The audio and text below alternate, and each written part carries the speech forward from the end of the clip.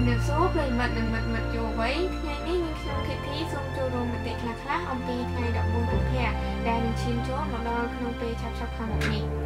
តើអ្វីទៅថ្ងៃ14កុម្ភៈជាទូទៅយើងនិយាយពីថ្ងៃ14កុម្ភៈគឺយុវជនយើងភាគច្រើនចាត់ទុកថាគឺជាថ្ងៃមុន valentine ទេ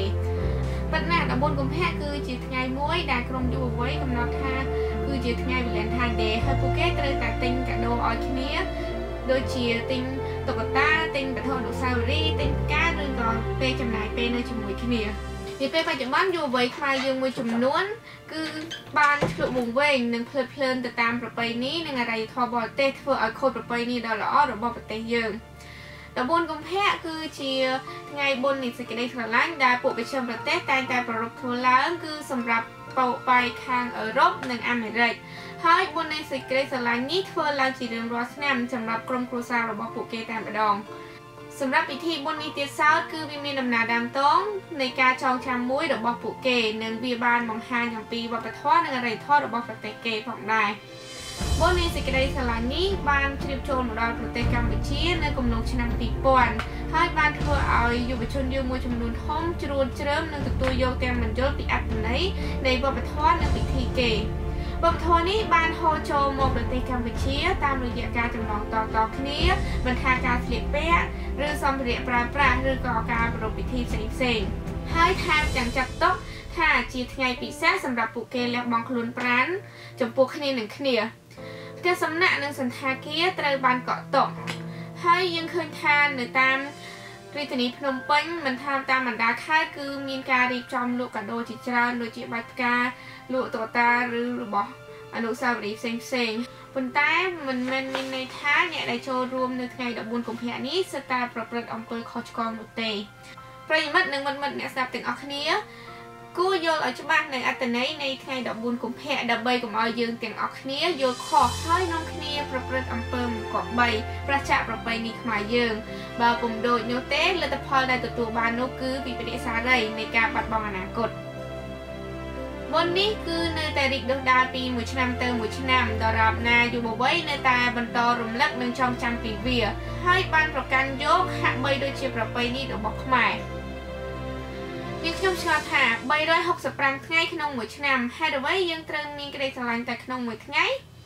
ហេតុអ្វីបានជាយើងត្រូវចងចាំថ្ងៃ14កុម្ភៈចំពោះនាងខ្ញុំសេចក្តីស្រឡាញ់មានគ្រប់វិនាទីនៃដង្ហើមចេញចូលសម្រាប់ក្រុមគ្រួសារ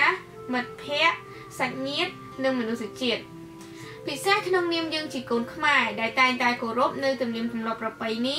សាសនាដ៏ល្អរបស់យើងមិនគួរប្រព្រឹត្តអ្វីដែលខុសឆ្គងនោះទេខណៈដែលយើងទាំងអស់គ្នាជ្រួលជ្រើមពីការធ្វើពិធីនេះឡើងយើងដឹងទេថាវាបានផ្ដល់គុណសម្បត្តិនិងគុណវិបត្តិអ្វីខ្លះដល់សង្គមយើងទាំងមូលបញ្ហាជាច្រើនបានកើតឡើងនៅក្នុងរយៈពេលតែមួយថ្ងៃធ្វើឲ្យយើងបាត់បង់អ្វីៗគ្រប់យ៉ាងហើយសោកស្ដាយនឹងមានវិបត្តិសារីអស់មួយជីវិតជាពិសេសធ្វើឲ្យអ្នកមានគុណទាំងពីរអាប់អោនកិត្តិយសគេឈ្មោះទៅតាមអ្វីដែលយើងប្រព្រឹត្តត្រឹមរយៈពេលតែមួយថ្ងៃតើយើងមានចិត្តអាណិតគោរពស្រឡាញ់ចំពោះអ្នកមានគុណដែលខិតខំបីបាច់ថែរក្សាយើងដែរឬទេតើមិនដឹងទេថាថ្ងៃ14កុម្ភៈធ្វើឲ្យសង្គមខ្មែរជួបប្រទះនូវគុណវិបត្តិអ្វីខ្លះសម្រាប់យុវវ័យពីមួយឆ្នាំទៅមួយឆ្នាំបញ្ហាជាច្រើនចំពោះត្រូវបានកើតឡើងមកលើយុវជនខ្លួនឯងដែលមិនយល់ពីអត្ថន័យថ្ងៃបុណ្យនៃសេចក្តីស្រឡាញ់នេះធ្វើឲ្យក្រុមគ្រួសារពួកគាត់និងខ្លួនឯងគាត់ប្រឈមមុខនឹងការដោះស្រាយបញ្ហាដែលកើតមានឡើងដូចជាការបាត់បង់ភាពបរិសុទ្ធការមានចំនួនវាយតប់ដណ្ដើមសង្សារគ្នាបែកបាក់ស្នេហា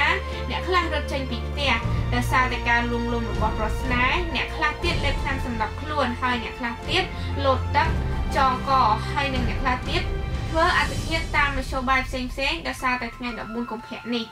តាមពិតក្នុងនាមយើងជាកូនខ្មែរដែលជាប្រទេសកាន់ព្រះពុទ្ធសាសនាដែលមានវប្បធម៌និងអរិយធម៌ដ៏ល្អនិងសម្បូរបែបគ្រប់គ្រាន់ណាស់ទៅហើយមិនគួរឡើយបន្ថែមនៅទិវាបុណ្យនៃក្តីស្រឡាញ់នេះទៀតទេ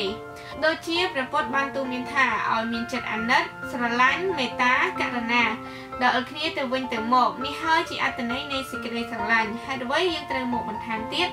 ជាចុងក្រោយនាងខ្ញុំសង្ឃឹមថាមិត្តនឹងយល់ហើយនឹងមិនគួរថែរក្សានិងចងចាំថ្ងៃ14កុម្ភៈដែលកំណត់ថាជាទិវាបុណ្យនៃសេចក្តីស្រឡាញ់តទៅទៀតទេ